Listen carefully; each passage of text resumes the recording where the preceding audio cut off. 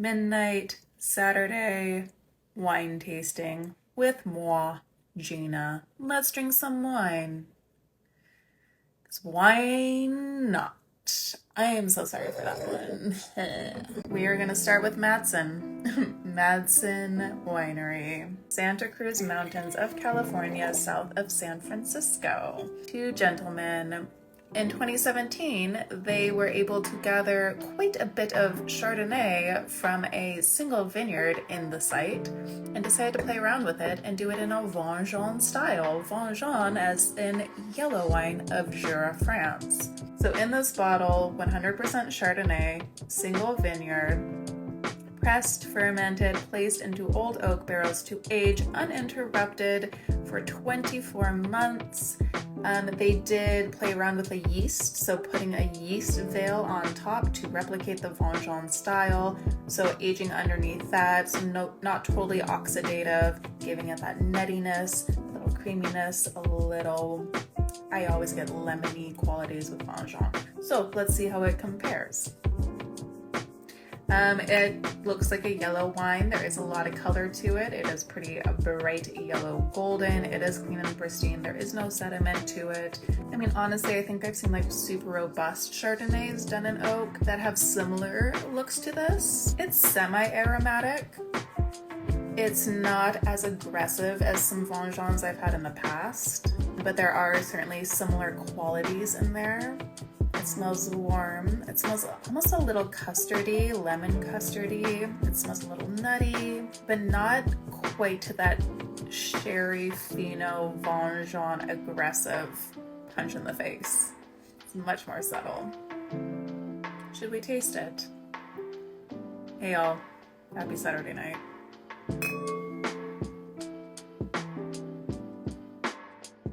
That is so good.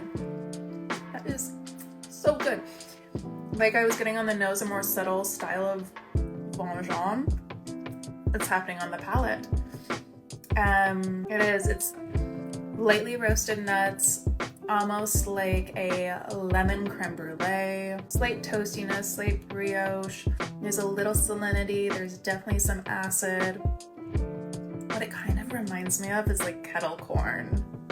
Is that sacrilegious? Kettle corn. Lightly sweetened popcorn.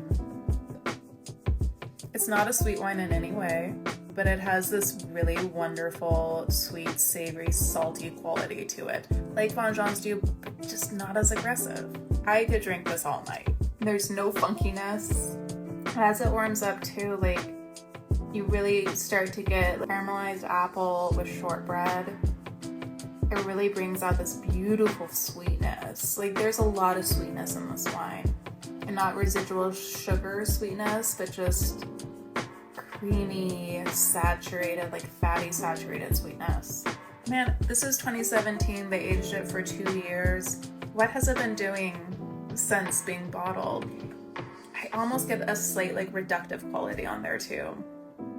I wonder if post-barrel they put into steel to age, extended aging before bottling. I wonder. But wow, Madson, your Vin Jaune. This is so cool.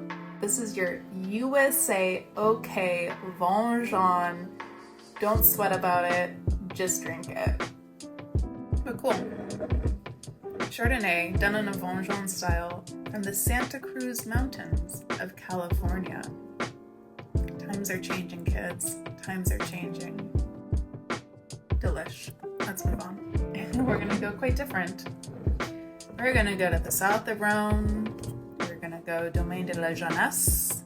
This coming from Châteaneuf du Pape, CDP. It is Grenache dominant, like 60-some% Grenache, followed by Mourvèdre, followed by Syrah, and then followed with 5% of other blending grapes. Old vine. Some of the vines dating to 110 plus years.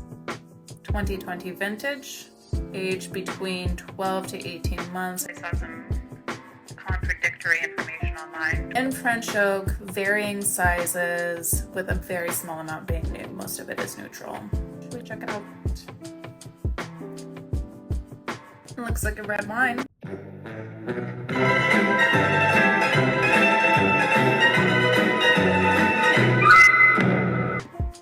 nice dark burgundy color, a little violet on the edge, fairly opaque. There's a slight translucency towards the edges, but it's clean and pristine, no major sediment.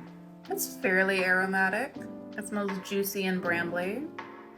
Almost getting some anise on there. Dark strawberries, dark blue and blackberries, anise. Let's taste it.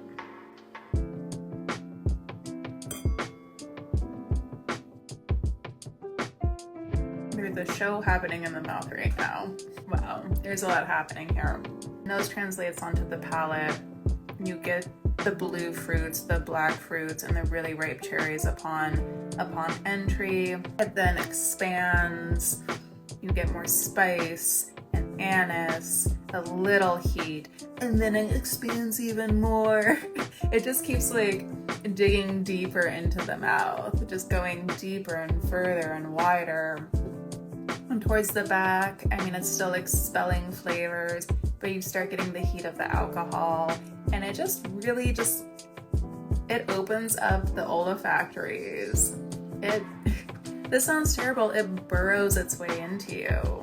It really truly is burrowing into me, and I don't mind it. So much so that I'm gonna take a second sip. It's 15.5% alcohol. That doesn't entirely surprise me just because of how aggressive it is, but not on alcohol, just aggressive it is. The pairing that I had for this was absolutely perfect. For such an aggressive wine, I had it paired with the main course, beef course. So pure country, beef tenderloin, done in a lovely medallion fillet. That came on top of a potato roasty that had caramelized onions inside. And then on top of the beef was a medallion of foie gras mousse, almost like a compound butter. In the very bottom, there was a spinach bechamel, and then surrounding it all was a sauce Perigordine with Perigord truffles. So rich, decadent, heavy. You need this to cut it. And yeah, baby, this is gonna cut it. Châteaneuf du Pape knife. I have one more wine to taste. The Miraja winery in Piedmont, Italy. Help me. Castello Monferrato. Walled city castle dating back to the 11th century. They're using the 14th century cellars for this. This is their play on a Chinato, which is an aromatized wine of Barolo. This is a playful representation of this, so they can't really call it a Chinato. They call it basically an aromatized wine a la quina. Quina from the same tree that produces quinine for your tonic.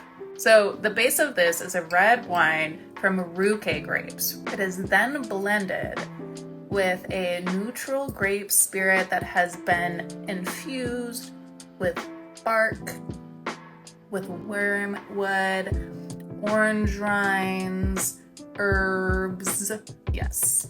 Okay, let's check it out. Okay, appearance. It kind of looks like a tawny port. It's very clean and pristine. It's semi-translucent. It's actually quite translucent. It's very aromatic. It smells kind of like a mulled wine.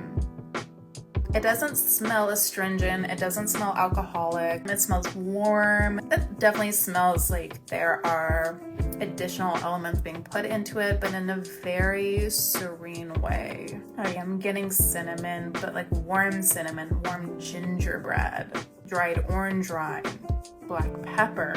Let's taste it. Happy holidays.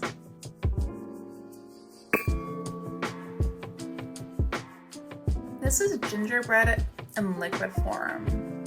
This is good.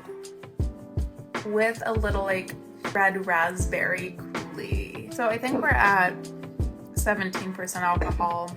There's a slight viscosity to it. I am getting very ripe Bing cherries, followed by cinnamon and ginger maybe a little bit of the quinine that you find in tonic.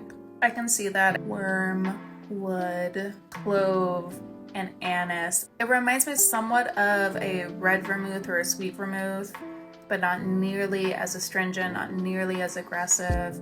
I can easily drink this on its own, room temperature, no dilution, no chilling. You could certainly throw this into a cocktail, no problem, to substitute sweet vermouth. You can pair this with your desserts, you could pair this with your blue cheeses.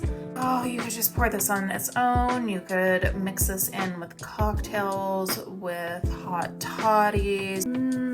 Oh my god, if you did a New York sour with this, fuck, I want that. Dude, this is your float on the New York sour.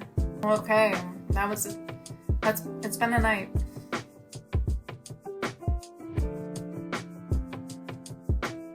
You all are the best. Love you. Drink these wines. Bye.